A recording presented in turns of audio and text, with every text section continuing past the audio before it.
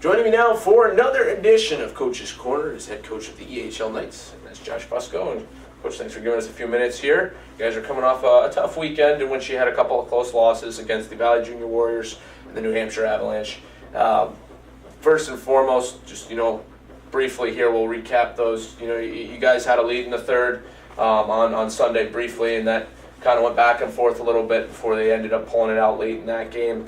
And then yesterday you played the Avalanche, the top team in the North Conference, fought them well on 5-on-5, and then a lot of penalty minutes, kind of made things a little difficult, but you still only, came up one goal short. When you have a tough weekend like that, what's the message to the guys, moving forward? I know, it's early in the practice week, but, what do you come back with to the team and just, in order to try to get them going again? Get back on track, focused on what we're trying to do here as far as the process as a team. You gotta go through your lumps, and there's always those downs and highs. But the boys played pretty well yesterday. I thought we played a really good game against probably arguably the number 1, number 2 team in the league. But I think on Saturday you could definitely see there was a bit of a hangover from the previous week, playing 4 games in 5 days and being tired maybe and a little beat up still. And you had to kind of pick and choose what we did last week in practice to kind of combat that. But at the end of the day, it's no excuse. And I think you're starting to see that they're actually starting to become junior hockey players. And that's the thing that we're looking for right now in the process.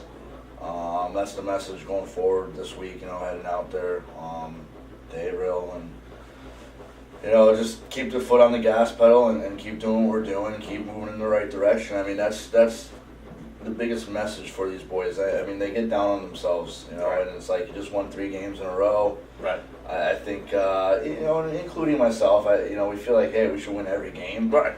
You know what? It's a good hockey league. It's not you're not gonna win every game, but. Right. But that's the competitiveness that I have in that dressing room, and that's kind of good. Yeah. That's not a bad thing, and they know that. Okay, hey, what? I need to stop on pucks more. I need to do this more. I need to actually start listening to coach a little bit more and paying attention to the details. Right. And one thing I harp on is being disciplined. And we can talk about the penalties. I thought we did a great job on Saturday. Yeah. We only had 3. Right. We've been pretty good staying out of the box. Yep. Yesterday's second period, we'll toss that in the trash and Yeah. we'll move forward from that. But overall, I thought we did a great job. Penalty kill did a good job. Yeah. Power play is clicking. I feel pretty comfortable that we know what we're doing now in the power play.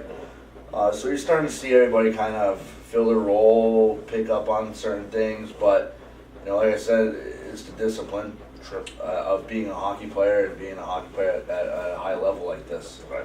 And that's one thing that, us as a staff, not just me, as a staff as a whole, we're trying to teach these kids that. Yeah.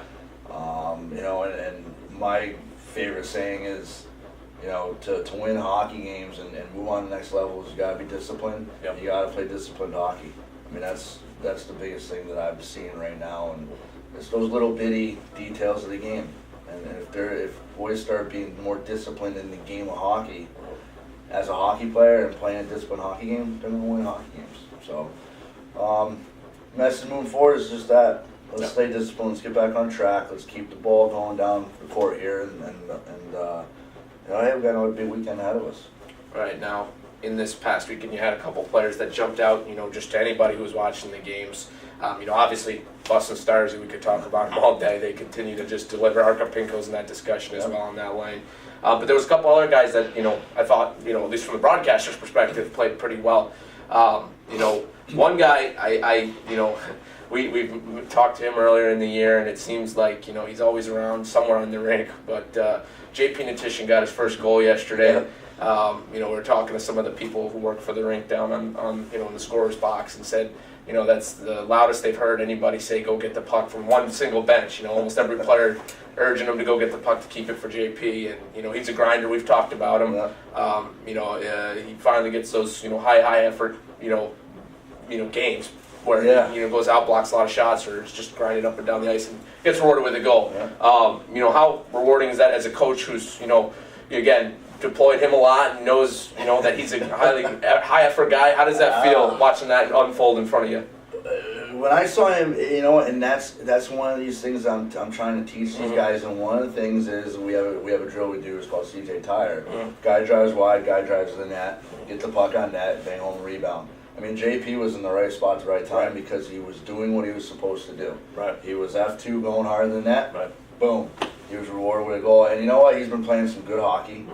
He's been a little snake bit. He's had some opportunities. Couldn't bury the puck. And when he scored that goal, I double looked to make sure it was 13, you know, and I'm like looking, I'm like, I'm pretty sure I jumped. If you go back in the video, I was like, JP scored, you know, it's tremendous. It's awesome for him. He works so hard, man. Like, he's probably one of the hardest working kids out there. You have 2 teams of 20 guys dressed, he's the hardest working kid. You know, and he doesn't stop. He blocks shots. He does everything. I mean, if I asked JP to take his skates off and play barefoot, he would. You know, he's a tremendous asset to this lineup. You know, he's got a couple assists. He knows his role. He knows how to play his role. He doesn't try and do anything outside of what he can do. And you know what? That's the hard work right there, being rewarded with a goal. Yeah. You know, he's doesn't wear the A, but he's an assistant captain, and everybody knows it, and he knows it, and he kind of fills that role perfectly the way he is, and he's one of those locker room guys that everybody loves, and for him to get that goal, man, it's awesome. Yeah. It's nice to see some of these kids get rewarded for the hard work, the battles that they do, and you know, he's a 97 and he's trying to go to college, and you know, he's been working his butt off, man, and it's awesome. You know, we can kind of go back to Dennis a little bit. Yeah. You know, Dennis at the beginning of the year, it was a little tough for him to get in there, and you know, he was coming from 16U and kind of being a little bit of the man where he was at. And I've had the luxury of coaching Dennis my first year here with the Knights. And me and him kind of, you know, butted heads a little bit on our style of play, what I wanted and what he's used to, and how he plays and from where he's from. And you know, Dennis is one of those kids that he wants to play hockey. He wants to be a hockey player. He'll do anything that'll help him get to where he wants to go and achieve his goal. And you know, he battled to get in that lineup, and now he's centering. You know, I would say easily the top 2 forwards in the league. You know, but with Starzy and Fuss, and he's doing a tremendous job, man. And you know what? It's funny, when he scored his first goal, I said to him, I said, "See, all you gotta do is keep your head up and keep going." And so, like, some of these guys get down on themselves, and they're not used to playing a third line, or not used to being in and out of lineup, or not used to this high level of hockey. For Dennis, I was like, just trust the process. Do your time. It'll come. And boom. And now he's, you know, points and bunches. You can't take him out of that role. You know, it's a no-brainer. So, you know, and that's another feel-good moment. You know, these guys, and if you look at the success that they're having, JP's goal, the way Dennis is playing, is because they're listening, they're learning, they're studying, they're you know, constantly here working on things, they're constantly asking questions, you know, and that's part of the process of being a hockey player. And you know what, they're being rewarded for it, and that's the most special part about it. One player I did want to ask you about is, because he's been around for a while here at this program, played for you last year in the AHL. Josh Edwards, you know, he's a versatile guy. He's played forward and defense for you last year, this year now as well. Seems to be doing relatively well there. I mean, I know, again, I'm not a coach, but you know, in terms of talking about, you know, this team and this, you know, again, his role seems to be, you know, plug and play guy, and just goes out and plays a solid game wherever he's placed. So I mean, just to that versatility, you know, what kind of luxury is that, or what kind of, you know, how does that help you in terms of just, you know, being able to tweak your lineup and know that it's neat. It's neat because you look at like baseball, right? You have the utility players, so to speak. Plays the outfield, second base, DHs, maybe first, you know, all over the place, but pitching and catching. Eddie is that guy, you know, and his whole career, he's played back and forth. He's been a forward, he's been a defenseman. He was a defenseman longer. You know, we kind of spoke about it last year with him and said, hey, look, I think junior hockey, let's try out at forward, let's play, see how that goes for you. He's in the process of trying to decide on college situations, and he's a 99, so he's still like trying to figure out the process of the whole next step. And maybe that's part of it, is finding what is the actual role for him. Is he a defenseman? Is he an offenseman? I put him on offense, he does the job. I put him on defense, he does the job. So it's like, hey, you know what? As long as you're good with it, buddy, we'll keep wherever I need to put you in the lineup to get the job done. I know I can put Josh Edwards there. Sure. I put him back on D at 1 week of practice after being a forward for almost a year, and he jumped right in on a power play unit. He was PKing, rushing the puck, and he's another guy that he'll do something, and kind of with Edwards, like me and him and the relationship and having him now he's another one I've had for 3 years. Mm-hmm. He understands me and what I want and how I am, and I understand him as a player and as a person. So, guys like that, like I can just give them that look, and they know. Sure. I don't even have to go down there and talk to them, Yep. And you know what? An example is yesterday. I didn't want the D pitching. I told him not to pinch. Second period, we kind of ran the table a little bit when we had 5-on-5 time. Right. And then I called Doug's office and we're not pinching. And he went in and pinched, and we got burned on 2-on-1 for them to score a go-ahead goal. But you know what? Hey, that's part of that learning experience. Right. He thought he had the opportunity to go get the puck, and he tried making a hockey play. Right. I can't fault him for it. And that's one of the positive outlooks on a play like that, or on the outcome of the game. And he's a kid that he knows what he did, and I didn't have to say much to him. Yeah. He came back to the bench, he had his head up, and then I just gave him that look, and I said, "What did I say?" He said, "No pinching, I'm sorry." Yeah. Okay. That's all I need to know. He doesn't argue, he doesn't try and make an excuse for anything, and he just goes out and plays hockey, man. And it's kids like that, if you could have 20 of those guys, it'd be phenomenal. I wish he was a little taller and a little bit more meat on him, but and that guy goes to him. The work ethic is through the roof. Sure. He put in a lot of work this summer. He was in the weight room with me.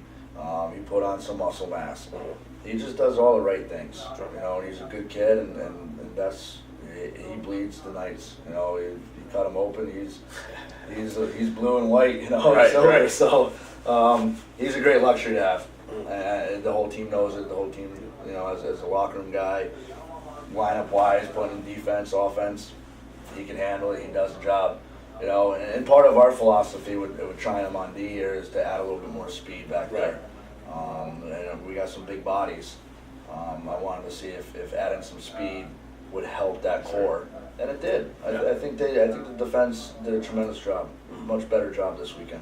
Sure. Now, part of that effort in the defense is, of course, the goaltending, and we've had a rotation throughout the year, but lately Thomas Walker, when he's been in net, has made some nice showings out there on the ice. I think it's now 3 or 4 straight games now where he's made 30-plus saves.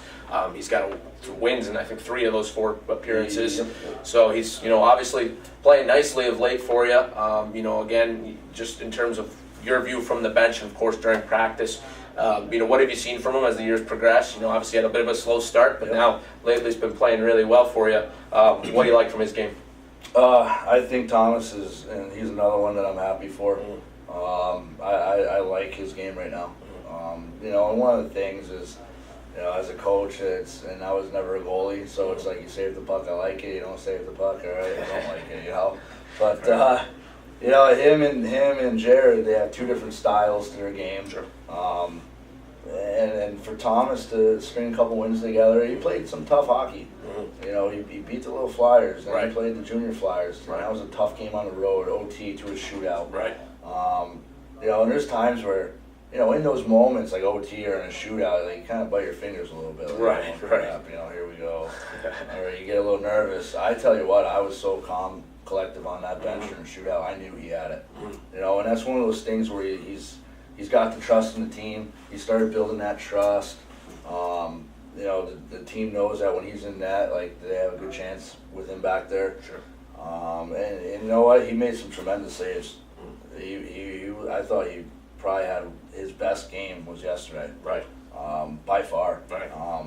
And some of the saves, there's a couple plays, and you're like, oh boy, and that's just his style. But he's so calm, it's weird. The 2 of them are completely different, and in that, it's he's just so calm and collective, and I think that's something that's helped him, settle in. And when he's in the net, I don't think he's nervous anymore. I think at first he was a little itchy and nervous. Sure. And it's a step ahead for him. It's a whole nother level now. And, Right. obviously he's gonna have some nerves at first, but I'm happy with Thomas and his performance. He's another one. He's putting in the time with Andre. Yep. He's doing little extra things with Andre to get better. He's working on his movement and speed and that. Coming in, I told them all. I don't have a 1-2 yet. Right. It's up to you guys. Who wants it? Battle it out.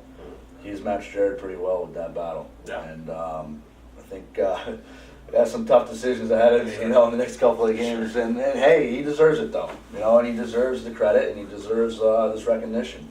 He's another guy, just like the ones that we just talked about. Absolutely. And now, as you guys move forward in the season, you have a nice long road stretch coming up of games here from now, or this upcoming weekend in the Boston area, all the way through the end of November. I think your next home game, I believe, is December 1st. when you think you're done with it, it's right back there. Back to the grind, and a lot of road trips. But again, just from a mentality standpoint, you guys have kind of gone through this already at times this year, either with lots of games in a short amount of time and lots of road games in a short amount of time, or even a prolonged period. But here you are again. Yeah. You're going to be traveling a lot in the next couple of weeks.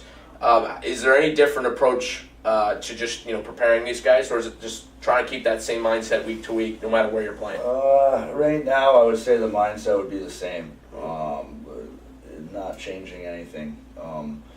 It's the higher levels. You get the luxury of having a couple exhibition games, be on the road a little bit. You look at the pros, and so coaching staff can kind of figure out how guys tick and sure. What works on the road and how the preparation should be. And I think especially after the last grind that we had, and then coming into Saturday, I think my mindset right now is I got to get back to the grindstone with them. And we got to have a tough week of practice, I think. Right. I went a little light on them last week, thinking that, hey, we're tired, we're banged up, we're beat up. Some guys got some bumps and bruises, and thinking, hey, we just played 4 games in 5 days. We got 2 more tough ones coming up here. We need a little bit of relaxation. Right. So I think that's one thing that I've figured out. And it takes time. Right. Those things take time. You got, as a coach, you got to figure out what works and what doesn't work with the group that you have. We went on the showcase. I thought the bus ride down there was a little loose and fun, and I got a little worried about it. But it didn't. That's who they are. You can't change what's the makeup of the guys. Right. And the mentality and how they are. I mean, hey, we played good hockey. And if we're playing good hockey, you don't want to mess with it. Right. It's like the forecheck. We changed it. It's not broken. Right. Don't fix it. Right. That's I think. Honestly, I don't want to change too much mentally with these guys. Tomorrow's gonna be a tough one. They owe me, so they owe me some work. And even though we played good hockey, we gotta pay for our mistakes and pay for things that we did that didn't help us get to 2 points and ultimately 4 points together. But with the grind coming up, we got we're going back out there. And we're back out there again. We're back out that way. Just making sure that our nutrition is good. Yeah. I gotta stay on them with that. Seeing too much junk food coming in and out the door. Yeah. So, including myself, I won't lie about it. I just came in with Subway. That's good stuff. That's good. that's I'm trying. Yeah. But making sure they're pumping the fluids. The gym this week, we're gonna change some things up to kind of prep them for this long. I mean, the bus, those 4-hour, 5-hour bus rides take a toll on you. So, you got to prep them physically for those rides to get off a bus and be able to perform at a high level. And actually, I'll tell you what, that's something that I can definitely, I give these guys a lot of credit. Their work ethic in the gym has been great. It's not a struggle to get these guys to do the work. It's, hey, we're in the gym at 5:30, boom, they're all in there ready to go. Half of them I have to work out on the board, half of them start working out before I even tell them what's going on, so, and that's one of those things that helps, that stuff helps me as a coach, knowing that, they know what to do, they're starting to figure it out, right. And with these long trips, it's, you gotta really take care of yourself, and that's the big thing. Just if they're taking care of their body, you know, getting the rest, getting the sleep, not horsing around. We'll do the work on the ice. You know, it's 2 hours, 3 days a week, and then you got 60 minutes of hockey and 60 minutes of hockey. Sure. You know, it doesn't sound like a lot, but it's a lot, and it takes a toll on an 18, 19, 20-year-old. Or even me, 30 years old. Well, the Knights will be in action. They're going to kick off their long road trip, as we just talked about, this weekend in the Boston area. You can check out www.wbsknights for times, schedules, and opponents, as well as easternhockeyleague.org. But Josh, we do want to thank you here for giving us some time after, or rather, on an off day. Yeah. And we wish you guys best of luck moving forward. You got it, Tim. Thanks.